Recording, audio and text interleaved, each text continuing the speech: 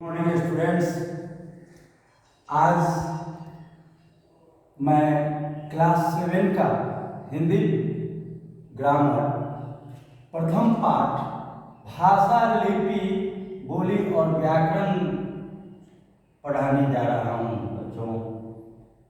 सबसे पहले हम लोग भाषा पर विचार करें। भाषा विचारों का वह साधन है जिसके द्वारा हम अपने भावनाओं को, अपने विचारों को दूसरों तक बोलकर अथवा लिखकर प्रकट करते हैं। भाषा के इस माध्यम को, इस प्रक्रिया को हम भाषा कहते हैं। भाषा व्यक्ति के विचारों को विनिमय करने का माध्यम है जो एक दूसरे के तक पहुंचाते हैं अथवा एक दूसरे के विचारों को हम समझते हैं। अब भाषा के दो स्वरूप होते हैं, एक प्रथम मौखिक भाषा, दूसरा लिखित भाषा। मौखिक भाषा के अंतर्गत जब हम किसी व्यक्ति के समक्ष अपने विचारों को बोलकर प्रकट करते हैं अथवा दूसरे व्यक्ति के विचारों को, भावनाओं को हम सुनकर समझते हैं तो भाषा के इस स्वरूप को मौखिक भाषा कहते हैं। दूसरा है लिखित भाषा। लिखित भाषा के अंतर्गत जब हम अपने विचारों को दूसरों तक, किसी अन्य व्यक्ति, थर्ड पर्सन व्यक्ति के तक लिखकर प्रकट करते हैं, पहुंचाते हैं अथवा दूसरे के विचार एवं भावनाओं को लिखकर हम पढ़ समझते हैं, लिखित रूप से समझते हैं, तो भाषा के इस स्वरूप को लिखित भाषा कहते हैं। जैसे बच्चों, आप लोगों को विद्यालय में छुट्टी आवश्यक कार्य है तो छुट्टी लेना पड़ता है, तो आप प्रिंसिपल सर के पास लिखित रूप से प्रार्थना पत्र दाखिल करते हैं और उनसे रिक्वेस्ट करते हैं, अनुरोध करते हैं कि सर हमें छुट्टी दिया जाए अर्जेंट वर्क हेतु।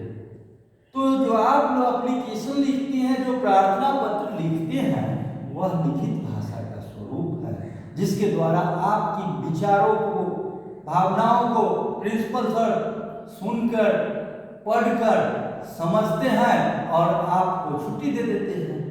बस भाषा का यही लिखित स्वरूप है। अब है बच्चों लिपि। लिपि का अर्थ होता है जब हम अपने विचारों को, अपने भावनाओं को, अपने भाषाओं को लिखित रूप से प्रकट करते हैं, तो इस लिखित रूप में जो देवनागरी प्रक्रिया, देवनागरी लिपि का प्रयोग होता है वह लिपि कहलाता है। हिंदी देवनागरी लिपि से लिया गया है, अंग्रेजी रोमन लिपि से लिया गया है बच्चों। लिपि लिखित रूप में जो हम अपने विचारों को जिस लिखित रूप से प्रकट करते हैं वह लिपि कहलाता है। और व्याकरण, व्याकरण वह शास्त्र है जिसके द्वारा हम शुद्ध शुद्ध लिखना और शुद्ध शुद्ध पढ़ना सीखते हैं। व्याकरण ही हमें शुद्धता की ओर अग्रसर करती है। व्याकरण के द्वारा ही अपनी त्रुटि को हम पहचानते हैं और अपनी त्रुटि को, अपने लैगनेस को दूर करते हैं। व्याकरण हमें यह शिक्षा देती है शुद्ध शुद्ध लिखना और शुद्ध शुद्ध बोलना। अब जो व्याकरण के 3 अंग हैं। प्रथम है वर्ण विचार। व्याकरण के 3 अंग है बच्चों। प्रथम है वर्ण विचार, दूसरा शब्द विचार, तीसरा है वाक्य विचार।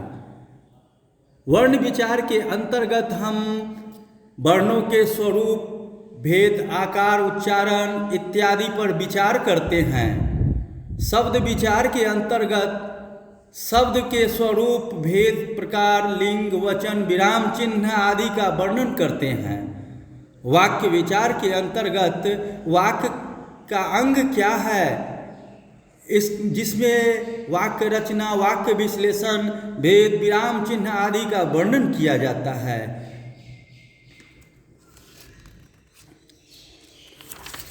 अब बच्चों इसका प्रश्न उत्तर हल करेंगे।